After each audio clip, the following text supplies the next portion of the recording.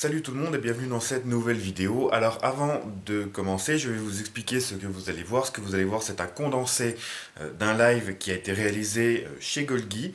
Live où on a parlé de ma vision de l'airsoft, fait une petite FAQ avec les abonnés présents.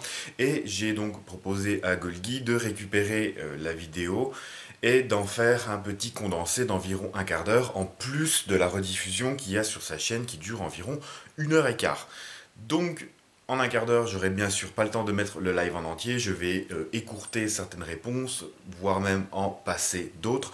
Donc si le concept vous intéresse, si vous voulez voir le live en entier, il sera linké dans le petit i au coin de votre écran ainsi que dans la description de la vidéo. Je remercie encore une fois bien chaleureusement Golgi pour m'avoir accueilli pour ce live. N'hésitez pas à aller voir son travail, à vous abonner à sa chaîne. Sur ce, je vous laisse pour le condensé. Salut, salut et à la prochaine.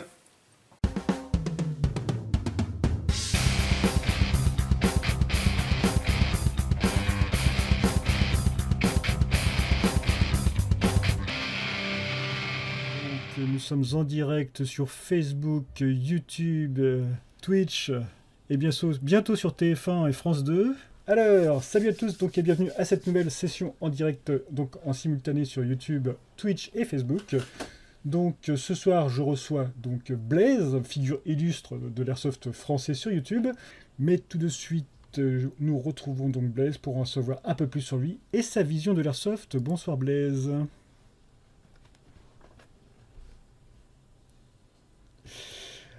Ah, on t'entend pas, on me dit. Alors, hop, hop, hop. Vas-y, essaie de parler là. Ah, ça doit être ça, c'est bon. Ah bah t'as plus qu'à tout recommencer. Bon, scène 2. C'est normal, c'est ma reprise sur ce nouveau PC. Faut que je reconfigure tout, excusez-moi. Bah, bravo. Donc on l'a refait. On l'a refait. Bonsoir Blaise. Donc, bah, bonsoir Golgi, salut tout le monde. Donc je vois beaucoup de petits nouveaux noms là. Bonsoir donc à Diabolo, bonsoir Airsoft Skin Zone, ça fait plaisir de te revoir. Salut Lionel, salut Sai. Depuis quand as-tu commencé l'airsoft? Comment et pourquoi? Ouais, 11 ans, ça va faire 11 ans cette année je pense.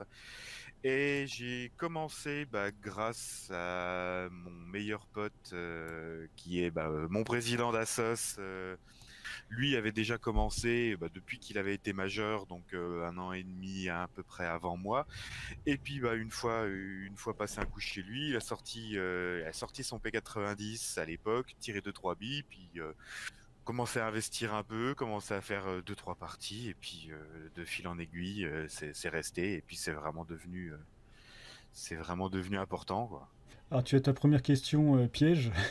Il y a le bon con qui te demande si tu as un avis sans troll sur le Speedsoft. Moi j'ai déjà mon avis. Oh oui, moi aussi j'en ai parlé.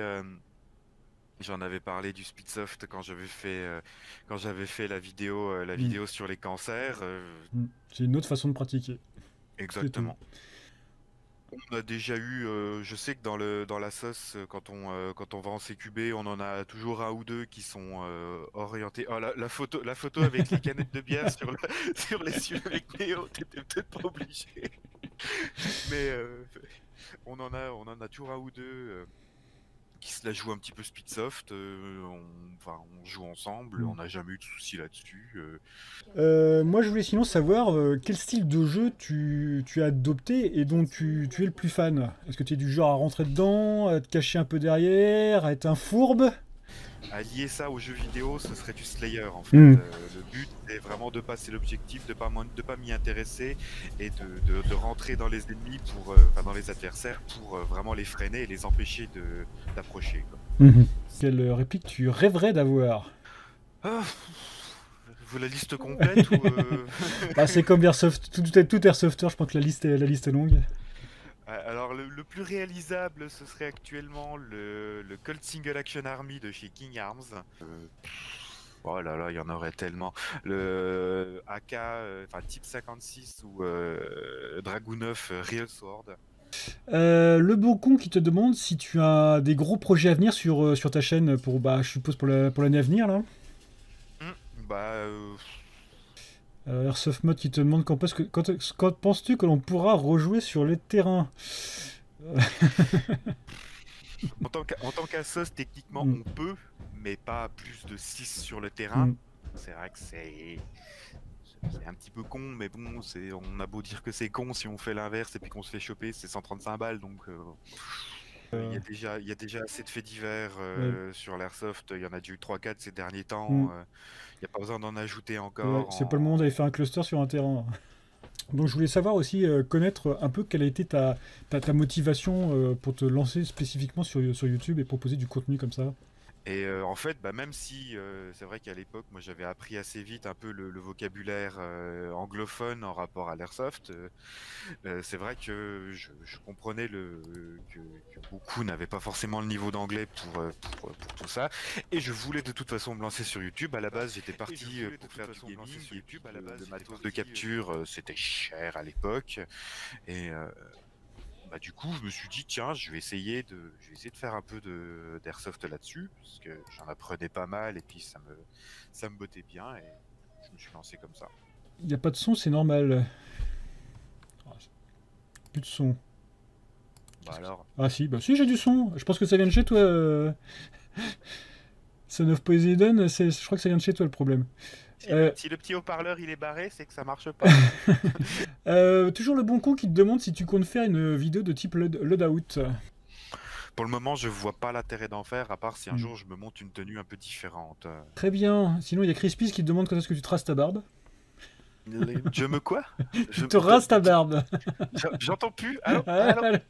Encore ces fichus problèmes de son. Ah là là, ouais.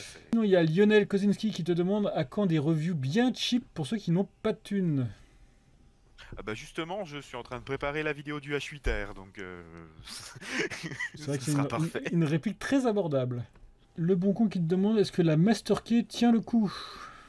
Toujours, ouais, j'ai essayé de m'en servir en CQB, mais c'est un peu encombrant. Ça pareil, c'est un projet, je suis en train de bosser sur la V3. Sur tes vidéos, donc tu fais beaucoup de frag movies, c'est quelque chose que j'ai l'impression que tu apprécies. Donc on te voit souvent jouer au PA, notamment au MK23, donc je voulais savoir si tu aimes beaucoup ce style de jeu, de jouer qu'au PA par exemple. Ouais, bah tu as commencé à donner un peu la réponse dans la question. C'est pas que j'aime jouer au PA, j'aime jouer au MK23 surtout. Quand on apprend à le maîtriser, c'est une dinguerie ce machin, et son côté très bonne perf et très silencieux le rend vraiment génial. Et donc il y a fois qui te demande la marque de ton MK23, c'est un Tokyo Marine, mais il me semble que tu as les deux, hein, tu as le STTI. Lesquels J'en ai 4. T'en as 4 maintenant. J'en ai 4. Ah oui, là ça devient de la passion là. J'en ai 4 et demi. Je suis sûr, avec toutes les pièces que j'ai à côté, j'ai presque de quoi en montrer un cinquième. J'ai 3 STTI et puis un Marius. Balbuzard qui te demande est-ce que tu as un gros regret, comme par exemple avoir raté une occasion d'aller dans une OP particulière ou rater une bonne affaire sur l'achat d'une réplique particulière? Ouais, une réplique, ouais. Putain. Et ça va parce que je sais où elle est maintenant. C'est notre collègue, enfin ancien collègue parce qu'il est plus très actif sur YouTube, Chris Adams de Belgique qui l'a. C'était un mec qui vendait une Type 56, donc une AK chinoise Real Sword. Parce que le mec l'avait démontée pour l'upgrader et n'a pas été capable de la remonter. Il la larguait neuve à 100 balles alors qu'elle en vaut 600 de base. Et j'avais pas les sous de la mettre dedans à ce moment-là. Je l'ai envoyé à Chris, il a sauté dessus direct, il l'a reçu 3 jours après, il l'a remontée, elle tourne du feu de Dieu. Ah. Alors maintenant il y a Crispies qui te demande est-ce que tu es pour ou contre les cadences de bourrin et la course aux cracheuses de billes? Je suis pas contre, mais en général, je les calme tous en disant que de toute façon, à plus t'as besoin de tirer de billes, ça veut dire qu'à plus t'es mauvais, à moins tu vas en toucher. Le mec qui me rafale, bah j'attends derrière mon arbre, qu'il ait plus rien dans son chargeur, et puis je sors, je lui cale 2 billes, et puis c'est fini quoi. Balbuzard qui te demande si tu utilises ton arc airsoft. Donc c'est vrai que tu as monté un arc airsoft, il voulait savoir si tu l'avais utilisé en partie. Non, il a dû le sortir peut-être une fois lui sur le terrain, mais c'était un super prototype. C'est vrai qu'on s'était éclaté à monter ce machin, mais en fait la base de réplique qu'on a utilisée manquait clairement de performance pour être utilisée. Pop-up de Donovan qui te demande à quand un kit HPA? Oh, le HPA, c'est pas mon délire. c'est vrai que le kit Daytona sur la Mm. 249, voilà. Oui. Mais sinon, à côté de ça, je trouve que l'encombrement supplémentaire, surtout du flexible, pas forcément du poids de la bouteille, mais surtout du flexible, bon, je préfère une bonne AEG. Et du coup, le bon con qui te demande maintenant, est-ce que tu as plutôt un avis sur les GBBR? Je suis team AEG, moi, plutôt. Mais c'est encore pas au point, je pense. Soit tu vas taper des GBBR qui vont bien en sortie de boîte, mais ça va être par exemple du GHK qui va être très très très cher à l'achat. Soit tu vas y mettre moins cher comme du WE. Par contre, c'est limite pas jouable en sortie de boîte et il faut tout changer. Et puis pareil, du coup, ça te coûte un rein. Oui, on a une question en vocal de Diaboloman, donc je vais le prendre avec nous. Salut. Ah, Oui, salut, vous salut, m'entendez? on t'entend très bien. Salut. Blaise, j'ai une petite question. Allez, je vais te mettre un peu en difficulté. Si c'est sur la Wild Trigger, c'est pas Non, la non, peine. non, là, je n'aborderai absolument pas ce sujet. On y sera dans quelques jours. Ne vous précipitez pas, s'il vous plaît. Alors, du coup, imaginons, Macron t'appelle et te dit, c'est bon, tu deviens le représentant de l'airsoft francophone, tu mets toutes les lois, toutes les consignes que tu veux. Qu'est-ce que tu mettrais en place? Ouf. Ah oui, hein, j'ai mis le paquet là. Je pense que je mettrais beaucoup plus de contrôle sur qui, comment et pourquoi on achète du matos. Et puis l'obligation de faire partie d'une assos pour posséder du matos. Ça éviterait, je pense, beaucoup de glandus qui achètent des répliques juste pour faire les cons avec et qui finissent dans la rubrique faits divers. C'est vraiment rendre le loisir beaucoup plus encadré en fait. C'est plus encadrement, voilà. Ce qui permettrait, je pense, de plus facilement intégrer des mineurs. Bon, pas des gamins de 10 ans comme ils font aux États-Unis, mais ne serait-ce que déjà à partir de 14-15 ans, de pouvoir les intégrer beaucoup plus facilement et de modifier un peu les lois là-dessus. Alors c'est vrai que... c'est ça qui est débile, c'est qu'un mineur, il peut aller à la chasse avec son fusil en main et puis on peut pas lui coller une réplique. Mais bon, penses-tu, donc Babuzard, penses-tu qu'un événement genre Shooting and Game Show pourrait avoir lieu dans des prochaines années hors contexte Covid?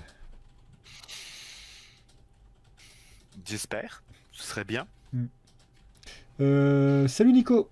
Alex qui dit, que penses-tu de la marque Nevrich? Ah bah c'est à Diaboloman qu'on va lui demander ça. Gros débat qui fâche aussi. Il en faut pour tous les goûts, hein. Exactement.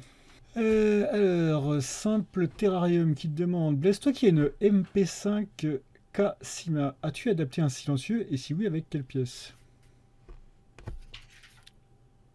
J'ai le chat de ma copine qui vient de traverser l'appart à Mac 2 là.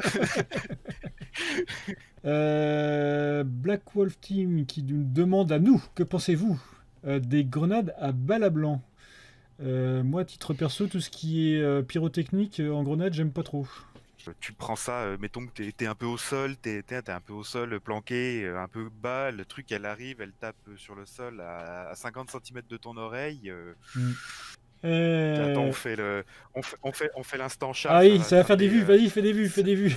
Ça va ramener des vues sur le live. Allez, Nico qui demande, que pensez-vous sur les vidéos sur Wild Traber qui montrent l'autre côté de son image? Donc je pense que tu fais référence aux vidéos spécialement de Diaboloman. Moi, je n'ai jamais joué chez Wild Trager, donc je me garderai bien de porter tout jugement. Ce que je comprends juste pas, c'est comment ça tient encore debout cette exactement. boîte, en fait. Voilà, sujet suivant. Voilà, exactement. Scarfab, pas de souci avec Code Reno à force de lui débaucher, flinguer ses stagiaires. Oh, Crispy, donc il te demande, à part l'Airsoft, est-ce que tu as d'autres hobbies? Depuis à peu près 2 ans, un truc qui m'éclate en paracorde, c'est des trucs comme ça. Bon là, c'est un tout petit, mais c'est de fabriquer des fouets en paracorde.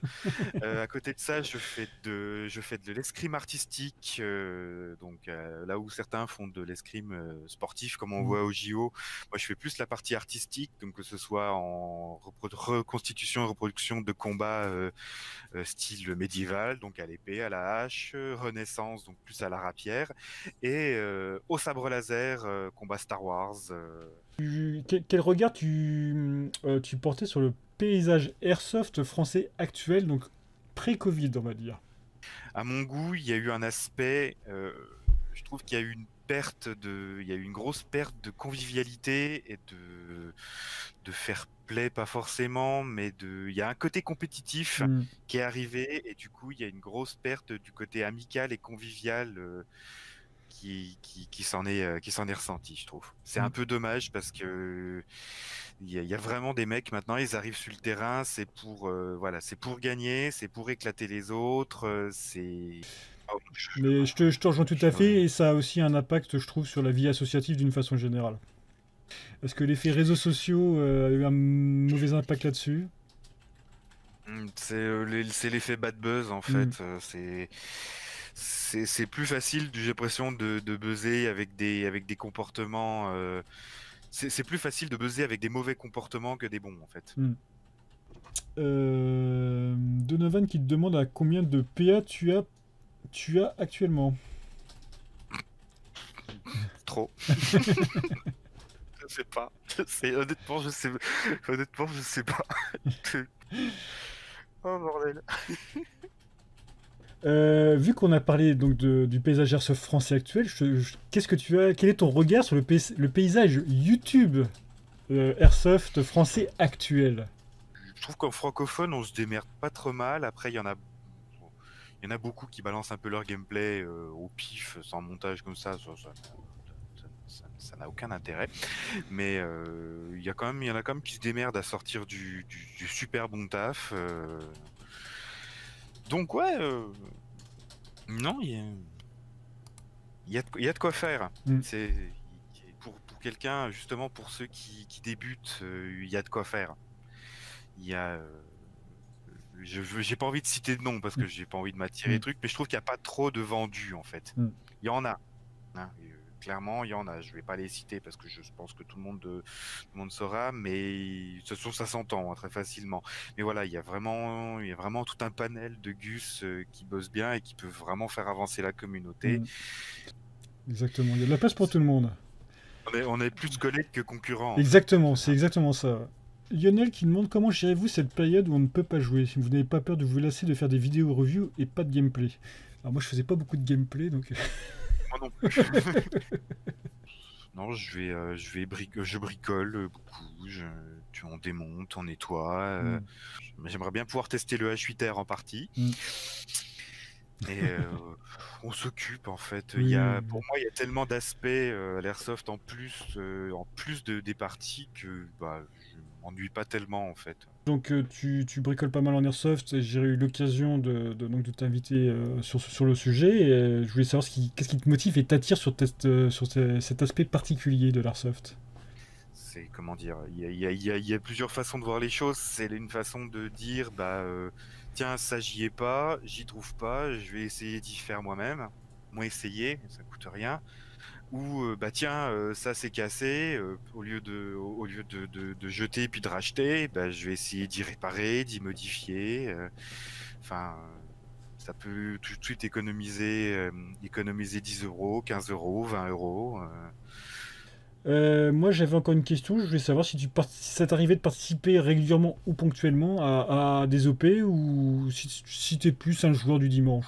Je suis clairement plus un joueur de dominical, de petites parties dominicales tranquillou, mais j'ai fait quelques grosses OP. J'ai fait 2 fois les éditions DMZ par Airsoft Contact au terrain de Fort Payne à Blédol-les-Toules.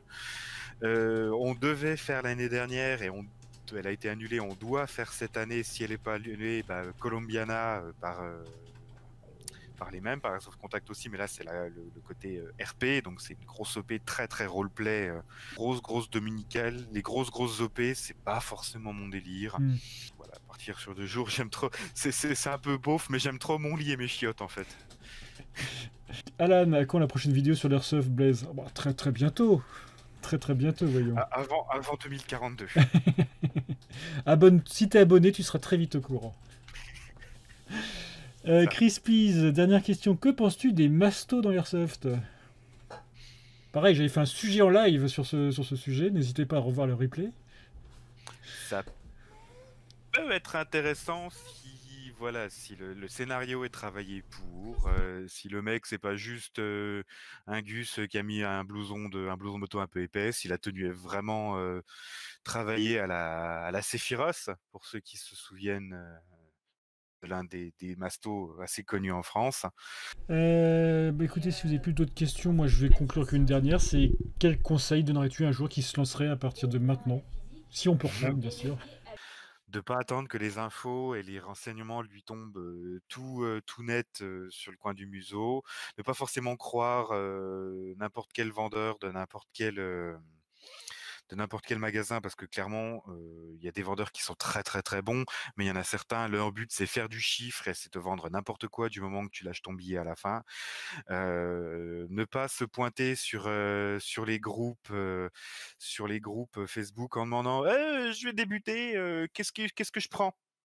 Parce que tu as 130 personnes qui vont passer, 130 personnes qui vont te donner 130 avis différents, donc ça t'avancera à rien. De pas investir sans avoir essayé. Il y a beaucoup d'assos qui proposent où tu peux vraiment aller tester une game. Il y a toujours un Gus qui te prêtera une réplique pour essayer. Et voilà, se sortir les doigts du cul et puis être curieux et se renseigner. Mais pas faire n'importe quoi. Donc n'hésitez pas à aller vous abonner à la chaîne de Blaise et à suivre son contenu de qualité.